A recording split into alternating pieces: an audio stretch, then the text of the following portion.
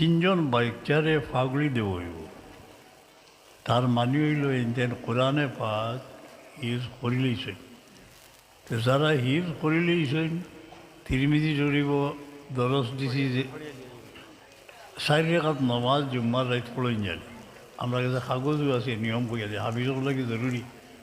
তখন আর ইনশাআল্লাহ কোরআন যে হিজ করছেন এটা দায়িত্ব নাই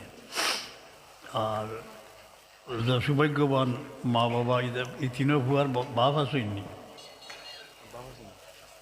আসুন মাশাআল্লাহ তো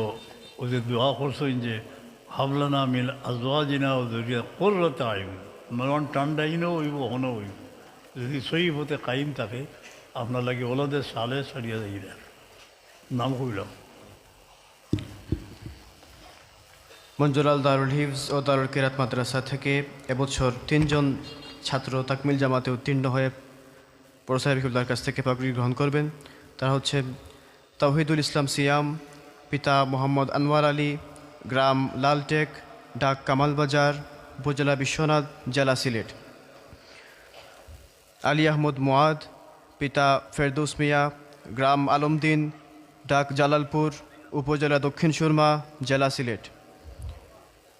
মাহফুজুর রহমান, পিতা আক্তার মিয়া, গ্রাম আলমদিন, ডাক জালালপুর, উপজেলা দক্ষিণ সুরমা, জেলা সিলেট।